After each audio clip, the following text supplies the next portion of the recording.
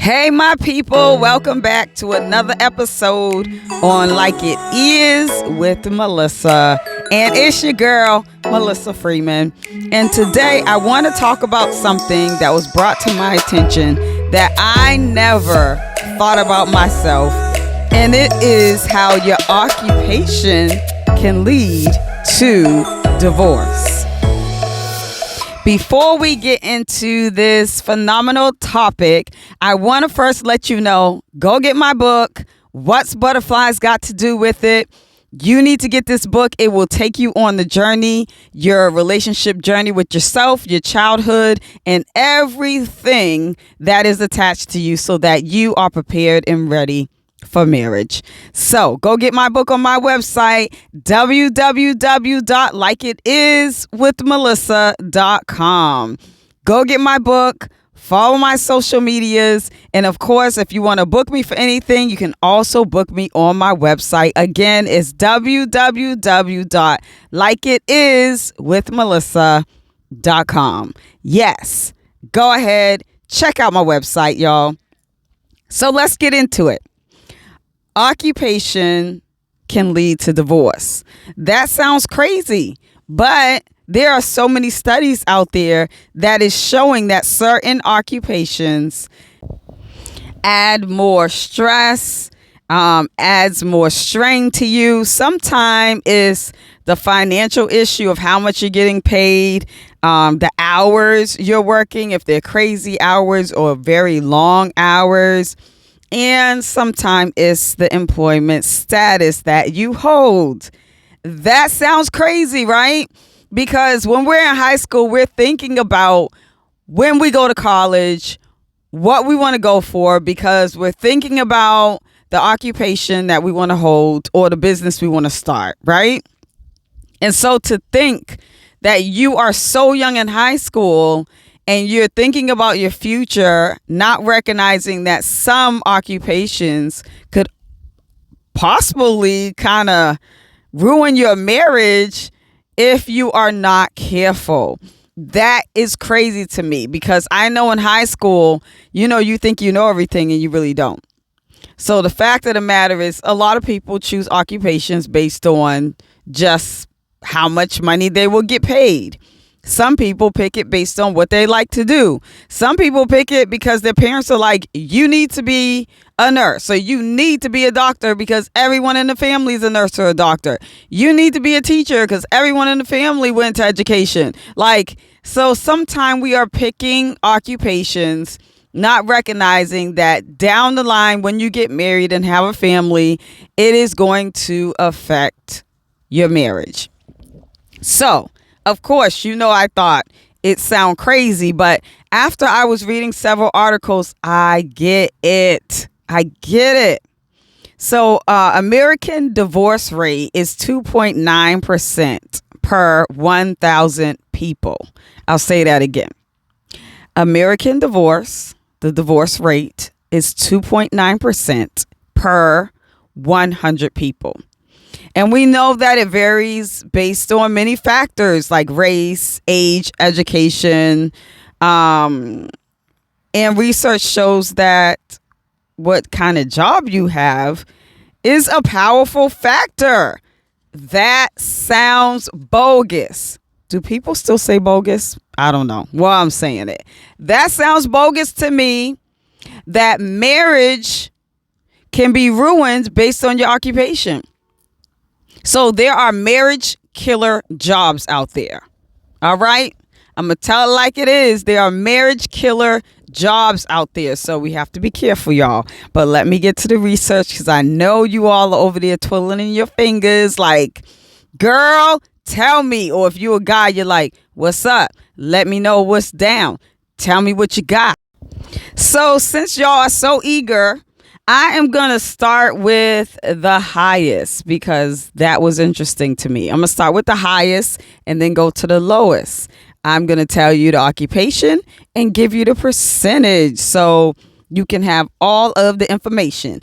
And, as I always do, I have to give my 2 cents. And in this case, I got to give my 3 cents, y'all, because I got a lot to say about some of these occupations.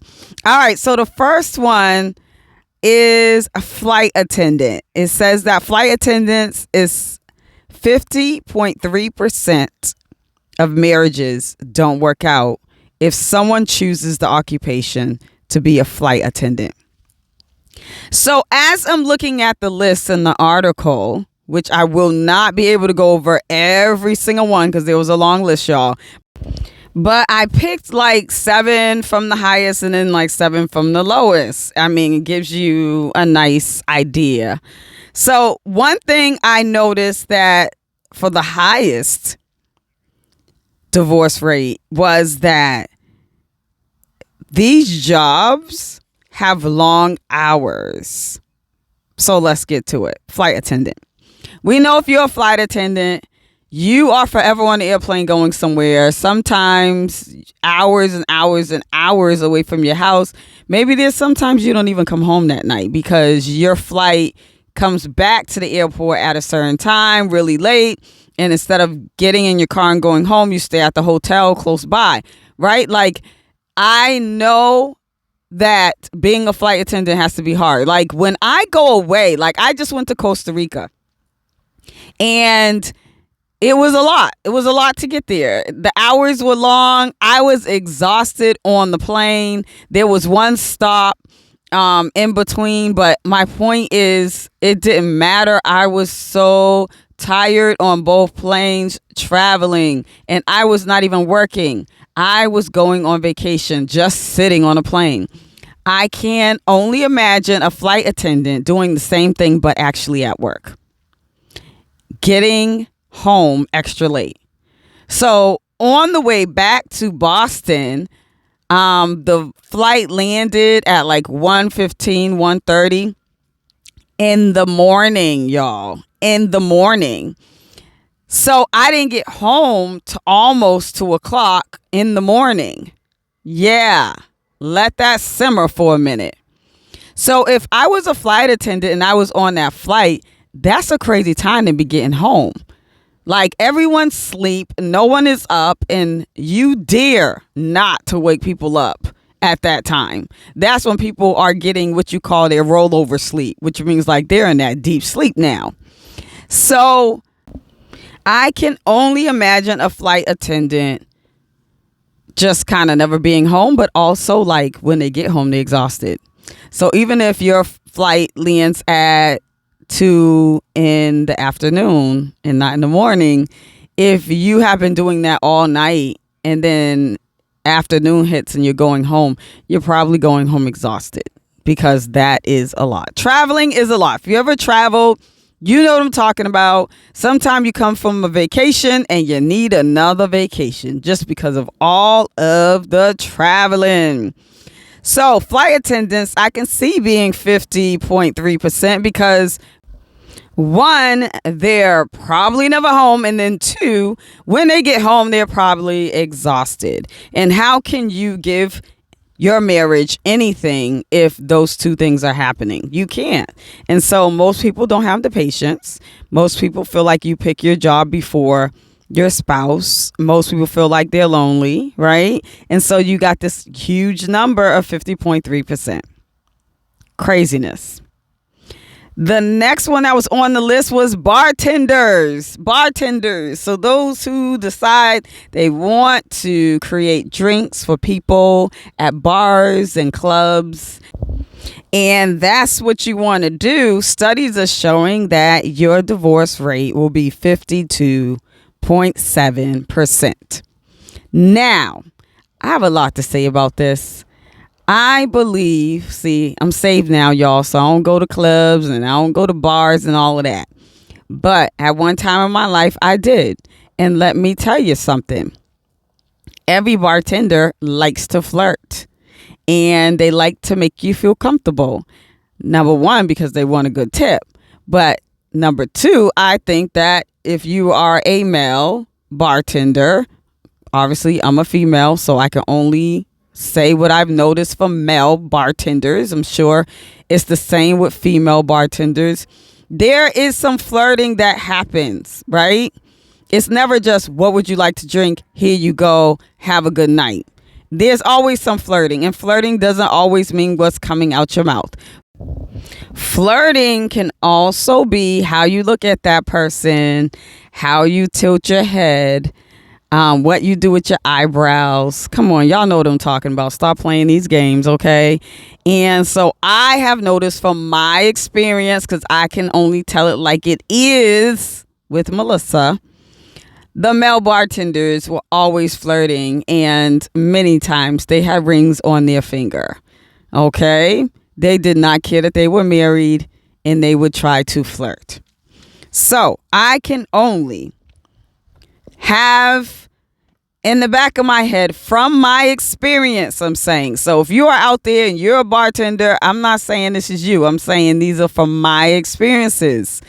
That if you're married and you're flirting with women all night, and let's say the women are flirting back, and in the case of a female bartender, if the men are flirting back, let's just be real. You're being fed something. Your ego's being fed something. Your self-esteem is being fed something when that person is flirting back with you. So that when you get home, guess what? You're not thirsty.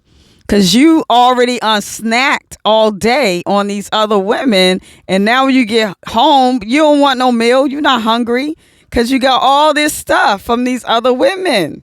And so I'm not even saying sex. So if that's what's in your head, that's not even where I'm going with that. I'm simply saying that when we think about infidelity, it's not just laying in the bed with someone. It's the subtle things that happen throughout the day that take your energy, your emotional energy, that should be going to your husband or your wife. So if the bartender is flirting with a woman and he's married, and the woman decides she wants to flirt back, he's getting some kind of feeling from that. He's being emotionally aroused, and his mind is making him feel like he's on this high. She's feeding his ego. She's feeding his self-esteem. He's snacking, okay? So that when he gets home and the wife is like, hey, how was your day? She's getting the sloppy seconds of, I'm good. I'm tired. How was your day? That's what she gets, because he exhausted himself giving everything to everyone else who was not his wife. And same goes for the woman. If she's flirting and she made this drink for this man, and this man going back and forth with her too, and they playing tennis with their words and their eyes, and they're excited about how they're feeling in this conversation. When she goes home, she unsnacked all day, so she don't got nothing for her husband. All she got is, how are you? How was your day? That's good. I'm tired. Okay? So I also know that bartenders work crazy hours because they are going to work at night when there is a party, a club, some kind of event. So that means you are not even home. So not only could you, because I didn't say if you're a bartender, you have to be flirtatious, but if you are flirtatious and you're not home, oh, I could definitely see why is 52.7%. So it goes into telemarketers. It says that if you decide to do this, that you are going to have a rate of 49.2%. 49.2% divorce rate. And I thought about this. I'm like, why telemarketers though? Because, and remind you, this is a recent study, but I was saying, why telemarketers? Because they can work from home. They don't have to be in the building. And then it dawned on me, telemarketers sit on the phone all day, talking to people, trying to sell things that most people don't want to buy, probably get attitudes from a lot of people. I know that when a number comes up on my phone, I don't even answer. But if I accidentally answer and it's a telemarketer, guess what they get? I'm not rude. I just say, no, thank you. I don't even let them talk. They be like, hello, you're on a recorded line. We just want to give you this amazing offer. But I'll be like, no, thank you. They don't even get to tell me what they calling me for. I'll be like, no, thank you. And after my no, thank you, I hang up. So I can only imagine someone dealing with that every day. Okay. And on the phone, just talking to people every day, random people every day, all day long. That is draining. One of the things I do at my job is I'm always calling families.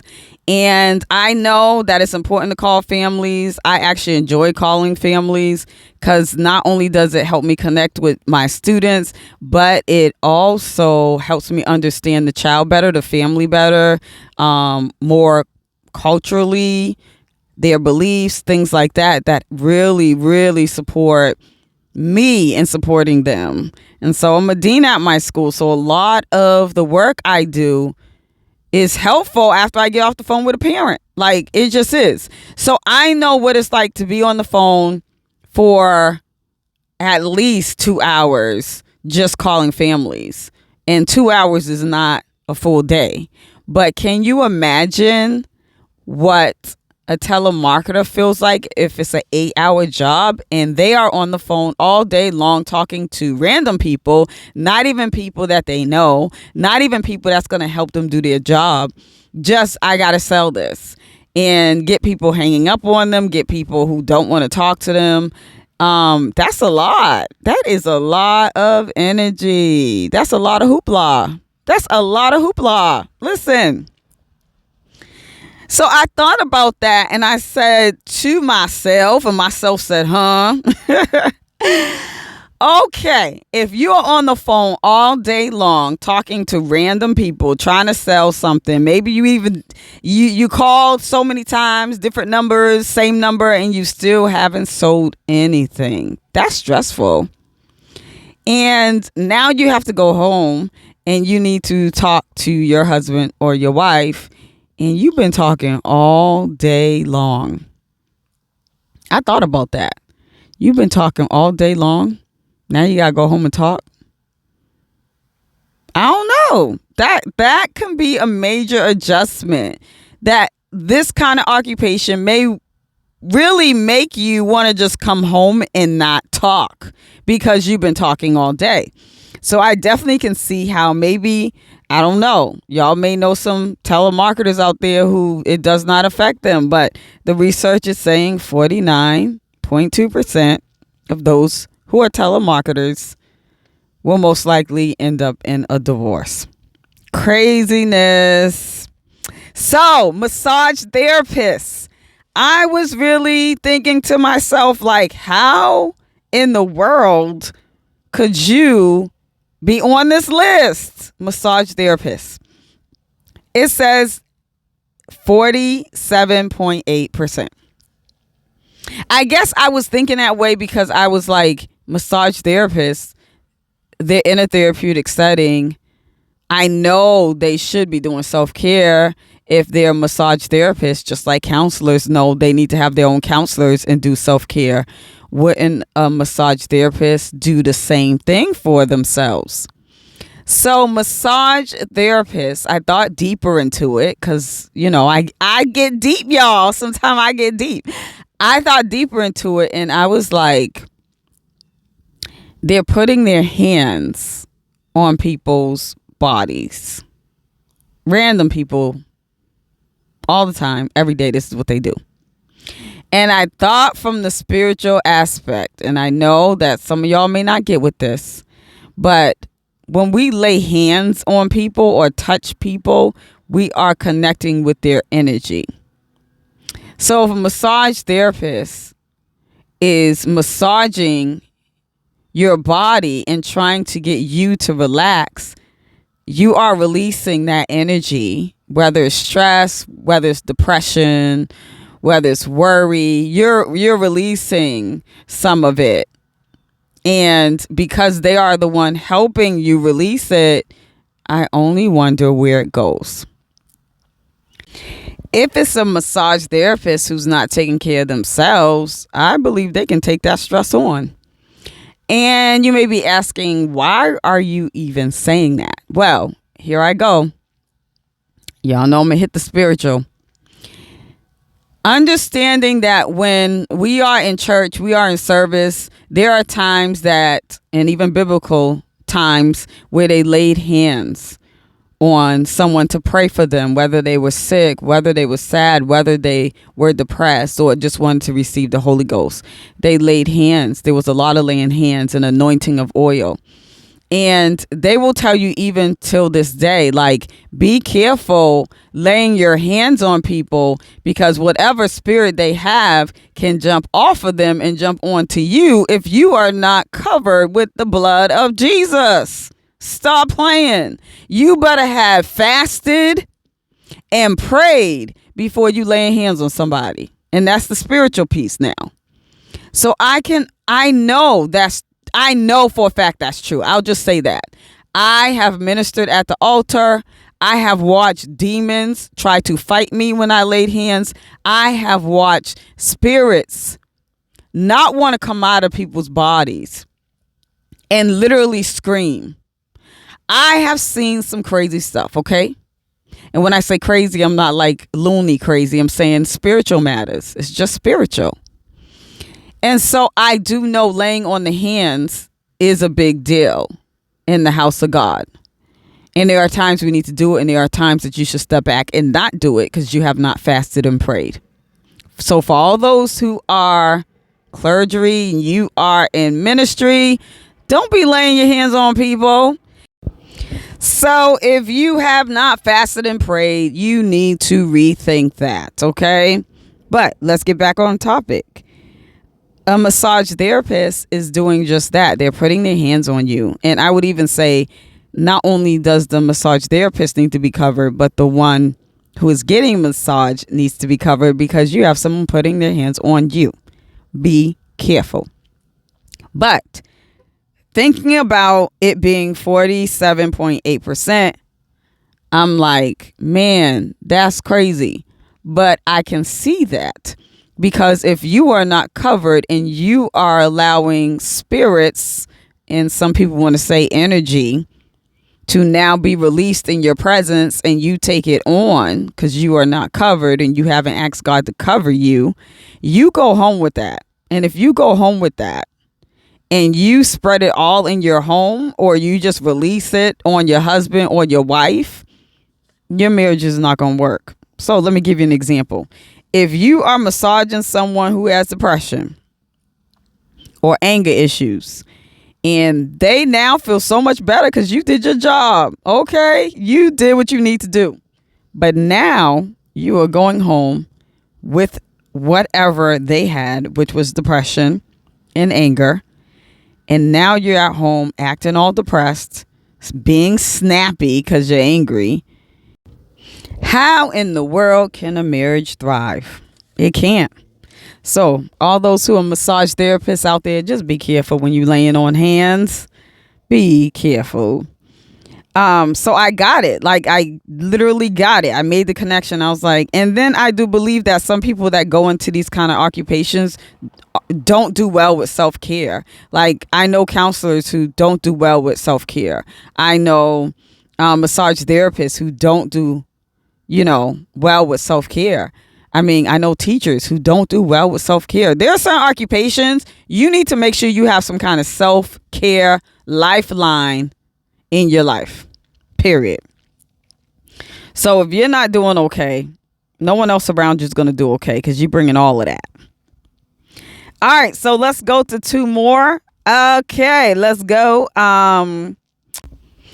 First line supervisors of correctional officers.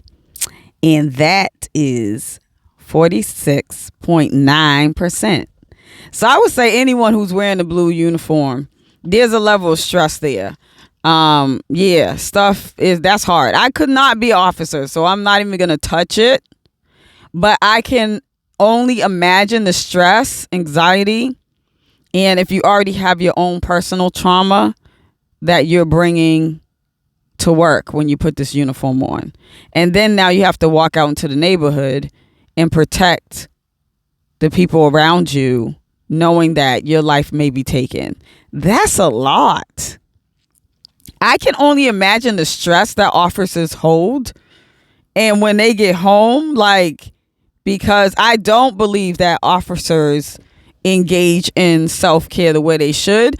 And I'm getting my evidence, obviously, from my own two eyes, looking at everything that's been happening around the world, how cops have lack of patience, how cops assume things are happening, how cops just snap and are ready to just kill somebody. They just ready to kill.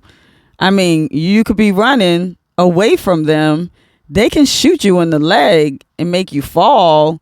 But instead of doing that, they shoot you in the head. Like, I don't know. That, to me, when I even just think about all the stuff that went down for many years when it came to police, they don't, I don't know. They got stress. They got trauma. They need to be evaluated like every 6 months. Like, are you good? Like, mentally, seriously. I'm not even joking.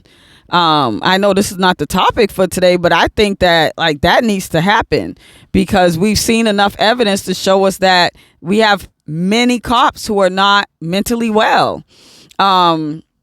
So just looking at this, I can only imagine the stress level. And when they come home, that stress level is off the wall. It's beyond the ceiling. And that wife or that husband, because you got many women cops, yeah, that's a lot to take on every day. That's a lot. And so stress, I believe, is the number one factor in all of these, all that I'm naming. Stress, I believe there's a level of stress. And when people get stressed out, they don't want to compromise. They don't want to sit down and have a conversation. They don't want to seek help. They think some people think stress is just a part of life. And some people feel like stress can't be helped, which I'm still like, I don't know. I shake my head on that because stress can be helped. And then, okay, my last one for the highest, ambulance driver and attendants, 46.3. I only can imagine, first of all, hearing those sirens all day long. They're loud, they're annoying. I mean, that got to be a level of like stress that comes just from hearing the sirens, man. And then you are trying to help people who are injured, who are sick. People's lives are in your hand. I don't know. Like, that's a lot of stress in itself. But also ambulances and those who are attendants, they have to jump when it's time. So if there is something that happened, like a car accident, like you are called, you need to get up, you need to go. Like, it's not optional. It's not a conversation. Like, go. And they never know when they're going to be called. Like, that, not having a schedule outside of this is when you need to be at work, that's a little scary. But then you don't even know what you're going to see when you're putting people inside of the ambulance. You don't know what you're going to hear. I mean, I don't know. That's a lot. Maybe people crying, seeing blood, like that's a lot. And then you're coming home and you're expected to give your all still. There are just some jobs that I feel like it's going to be hard to keep a marriage because of all that you have to do at your natural job. All right, so those were the highest, and we can kind of see why they were the highest. Let's get to the lowest.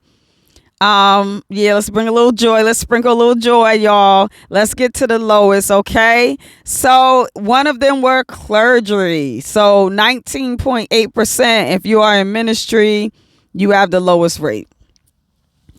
I was thinking to myself, why is that? And the only thing I could think of is it's not that marriage is easier for them. It's not that they're not under stress. It's not that they don't have some anxiety or fears, because in ministry, you work really hard. That's why it's called labor.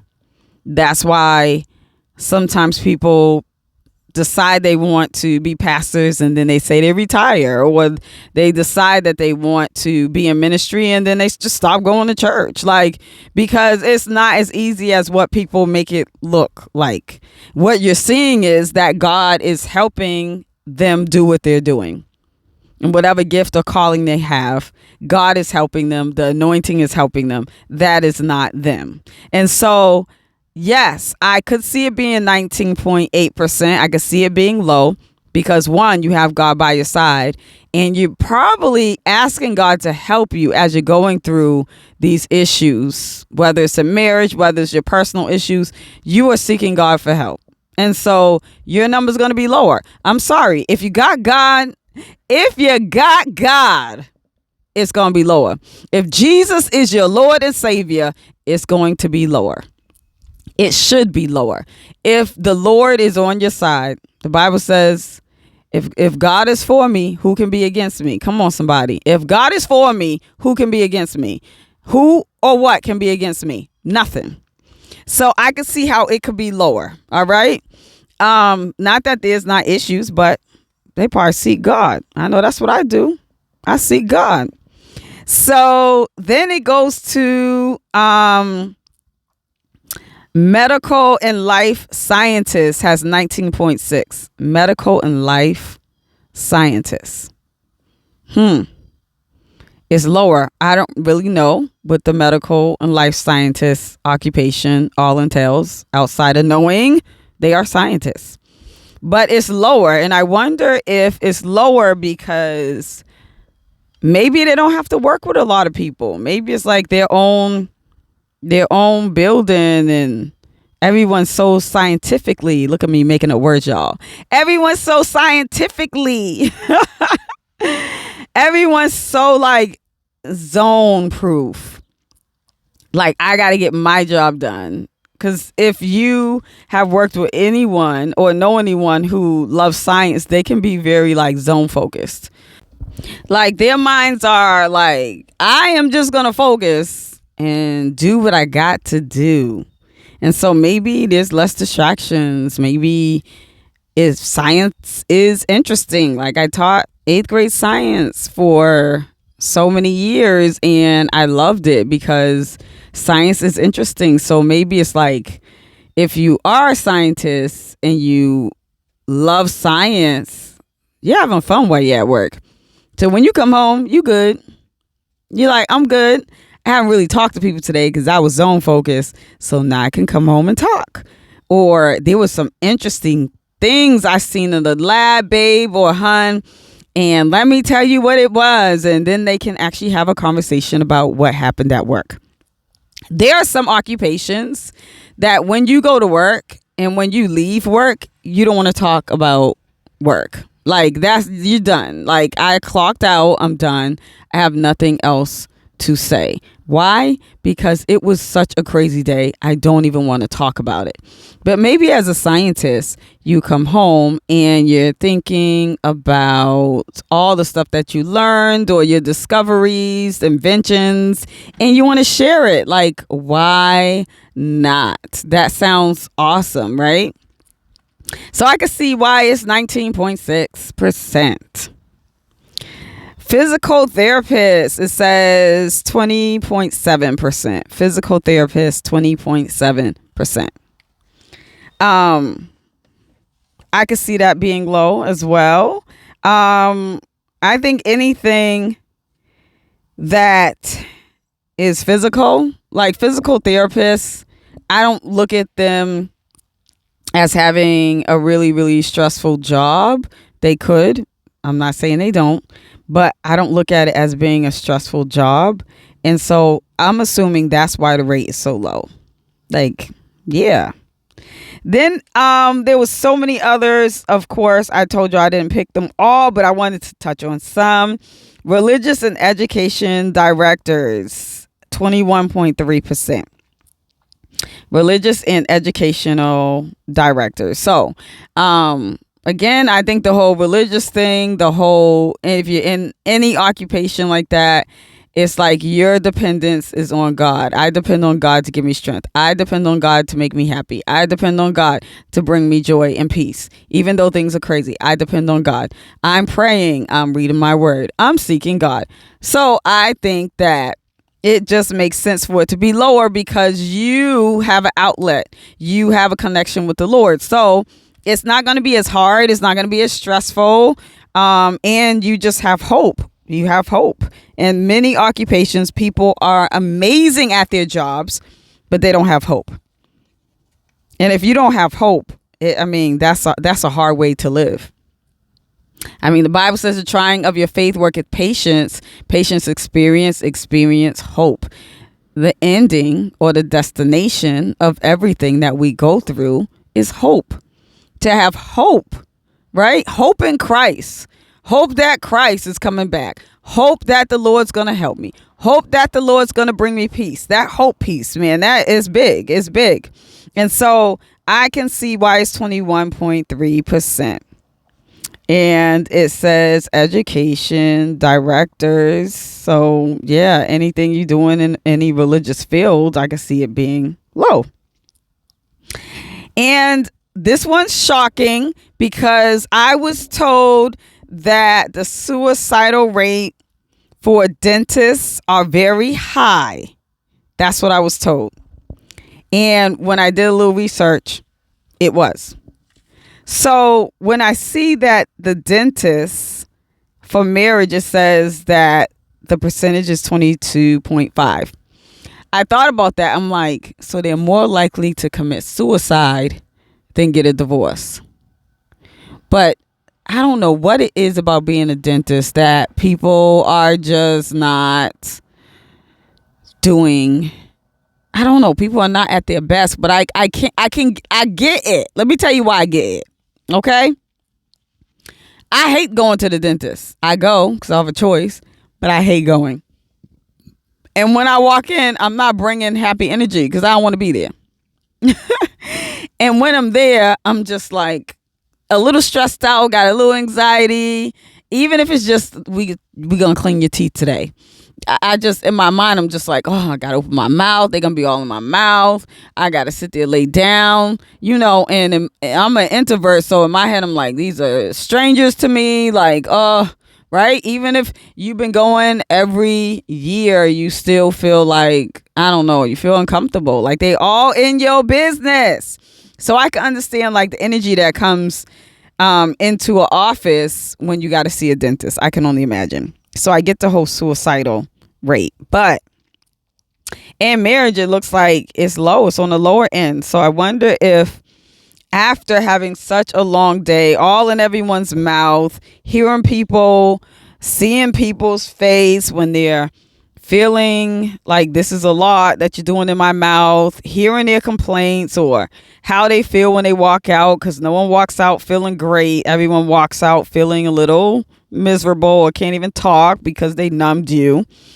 That when they go home, they're like, oh, this feels like normal. Someone who's smiling when I walk in. Someone who can talk to me without a numb mouth. Someone who is not giving me this negative energy that I've been getting all day about what I need to do to their mouth. So let's just be real. I can see how it's low. It's probably great energy at home compared to what they get at work. Pharmacists. It says pharmacists 22.6%. Pharmacists 22.6%. It's on the lower end. I do hear, though, that being a pharmacist can be a little stressful. But I also hear that it's not as stressful as like being a nurse or a doctor. Because you're working with people, but you're really just like giving people their prescriptions. And most people are happy once they get their prescriptions. So I can only imagine the feeling that someone could get after they prescribed or sell you the medication that you need, when they feel like they're helping you. When you feel like you're helping people, there's something about helping people that makes you feel good. It feels good to be nice. It's nice to be nice. And so I could see how this occupation could make you feel good because you're helping someone. I know that when I have to go to the pharmacist and get my medication, I am just so happy when I get it. I am, because I'm just like, okay, this is going to help me. This is going to make me feel better. This is going to be good for me. Like all of those things go through my head. So I'm sure I give off a little joy when I say, thank you, have a good day, right? Like people can feel your spirit. So I can see how that can be low. And then when you get home, there's probably some interesting topics about medication and things that are going down in this field. Like I can only imagine. I'm not a pharmacist, but I can imagine them talking about medications that really shouldn't be $100, but it's $100. Like I can imagine sitting at the table with your husband or your wife and just talking about how crazy the prices are for some medications and it doesn't make sense. So like you probably could talk about that for a long time, because then you get into how much money people make, you get into insurance, you get into politics, you get into like everything's about money, you get into how, I wish I could help people more where they're not paying so much. Like seriously, like there could be some hot topics. So I can see how it could be 22.6%. Speech language. Psychologist is 23.2%. Well, I could see that being low. Yeah, because you're helping someone develop their speech, which you know will increase the chances of them having a successful future. And you get to see their progress and you get to like hit goals, like your own personal goals. Like our goal for this week is that you work on pronunciation. Like, and if that child gets to that point or is making some major progress, you feel good about yourself. So I could definitely see how that's low. And then again, going home and being able to talk about your job. Like if you go home and you can talk about the successes you had, that's a good job. There are some jobs, like I said, you go home and you're like, I don't want to talk about it. I just want to eat. I want to talk about how your day was. I want to see how the kids are doing, because you don't want to talk about it. So I could see though in this field, like wanting to talk about the progress kids have made and just having some joy about it. And let's get to our last tool.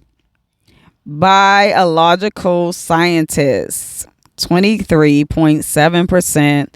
I am going to mirror exactly what I said about being in the medical and life scientist field, because science is science. I think that you are going to have some interesting days, learn some interesting information, be able to go home and talk about it. Like, I just think that I could see that being low too. I also believe like in some of these occupations that I'm naming, you get to create your own schedule in some of them. Like the physical therapist, like you can have your own business doing that. I can understand how some of these can be low, right? Like, yeah, like it can be low. Like some of these occupations, I believe you can create your own schedule. And then being a vet, 23.9%. Y'all know that everybody love their dogs, their pets, their cats, all these animals. People love their animals. And so when they come to you and you can help them, oh my goodness, I can only imagine people before leaving giving you a big hug. Like, thank you so much. Thank you so much. Because it's people love their pets. People love their pets. So if you are a vet and you are helping keep a animal alive, I can imagine the love that you receive. And then I can imagine the joy that you receive from seeing that you've helped an animal live. Like, I've also heard, like, because my niece, she was so into animals. My nephew, he was into animals too. They say like it's comforting. Like, it's not like dealing with people. And so I can only imagine if it's comforting and you got a comforting job and you got people who are excited when they see you because they know that you can help. There's some joy in that. There's always some joy in that. I've been in my career for, oh my goodness, I want to say almost forever. Like, I feel like when I was 14, I was like, taking care, wanted to like babysit and take care of my niece and nephew, like enjoyed doing it. And from then I just always loved working with kids. And there's some joy in that, like seeing them develop, mature, grow, seeing them not just, in one area grow, but in all their areas, and knowing that you played a major part in helping that child grow and develop, be mature, be successful, soon become that doctor or lawyer or a teacher or a vet or, any of the occupations that I just named. And knowing that you played a part in their future it's rewarding. And so that is what keeps me going, okay? So I get it. So that was the highest and the lowest in the percentages of these occupations. So what am I saying to you today? I am saying to you that if you decide you want to switch your career for any reason, because this is the time that a lot of people are switching their careers. They're like, I don't want to do that anymore. I am not knocking that. I would just say be careful at what you choose. Don't go ahead and pick anything, but be thoughtful about if you're married, obviously, right? Because this is the divorce rates. If you're not married, that's totally different. If you never plan on getting married, that's totally different. But if you're married and planning on getting married, and you're graduating from college and you've already graduated and you have your degree, like just think about what occupation you pick. Just think about it, okay? Be thoughtful. If you are someone who's switching careers, just be thoughtful about what you actually want to do, especially if you're married or planning on getting married. Be thoughtful. Right now, it may not seem like a big thing, but the numbers don't lie. I feel like that. The numbers don't lie. If that's what's going down and that's the proof, be careful. I know that some occupations are more stressful than others. I can just speak personally. My dad, he was a truck driver and he had crazy hours. When I say crazy, like this man worked hard. First of all, let me go back a little bit. My father is a bishop. And he's was running a church while he was a truck driver with a family with 6 kids. Okay? And he worked so hard. But one of the things that I noticed was I feel like there were times that my father was a little stressed out. I don't think it was because he wanted to be stressed out. I think that work was just a lot. Hours were crazy. He would wake up at 3:00 in the morning, go to work, come back the next day in the afternoon around like 3 or 4 in the afternoon, sit at the table, eat, be exhausted, can't even keep his eyes open, go take a nap, and do it all over again. So he wasn't home all the time, but when he was home, he was so tired. So I can recall like hearing my mom and dad have small conversations, but he was so tired that I know it was hard for him to have the energy to have deep conversations because he was so tired. But thank God my mom understood that. I think we all understood that because when dad got home, mom would be like, all right, your daddy's home, y'all. Let's keep the noise down, because she knew he's going to eat. He's going to go to sleep. He needs to get his sleep because he has to go to work and do this all over again. And so we all understood and we all were very thankful in the moment, but even more thankful once we got older and recognized what it meant to be parents and have your own job and take care of kids and be married. Now we're just like, man, over the top thankful for how hard he worked. But I'm saying that to say this, that there were times that he was stressed out, and I believe it was because of his occupation. And then he's running a ministry. And when I say running a ministry, doing it well, preaching every Sunday, holding it down, trying to live the way God has called him to live. And then still finding time to spend with his children and his family. Like, I remember he would sacrifice and make time to just like hang out with us. I remember those times. And we knew it was a sacrifice because we knew he was still tired, but he made time. All I'm saying is be careful the occupation you pick, because it does wear and tear on you. And you want to make sure that you are effective in other areas in your life, and marriage being one. Like, do what you gotta do. Just think about it. I do believe, though, I gotta say this, that teachers would be on that list of the higher percentage if we didn't have vacations. I remember when I was a teacher, those vacations are needed. Summertime is needed. And so I believe that if it wasn't for that, I do believe that teachers, educators would be on that list of the highest percentage, because there will be no break. There will be no time to do self-care. There will be no time to just kind of do you. And so I'm appreciative when I look at that, because that also tells us that people recognize that teachers are valuable, important, and work hard. And I'm saying it in this way. When COVID hit, I don't even think people understood how hard our teachers work until COVID hit. Then parents were like, oh, this is what you do all day? These are my kids, and I can't even handle my kids. How you do that with 25 students? I think people had to sit back, reflect, and really rethink how they thought about teachers and how much teachers are getting paid. So on that note, I'm not saying don't be a teacher. I'm saying go for it, because you do have vacation time if it's something that you love to do, okay? Or something in the educational field. As I said, I don't teach anymore, but I still love working with children and families, and that's where I'll stay. But I'm happy that teachers are not on that list.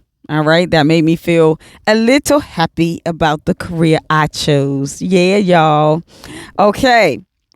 I need to let y'all know again, go to my website, www.likeItIswithmelissa.com. Check me out. Check out my website. Check out all the other things that I'm doing. My music, preaching, teaching, singing. I'm an author. Get my book.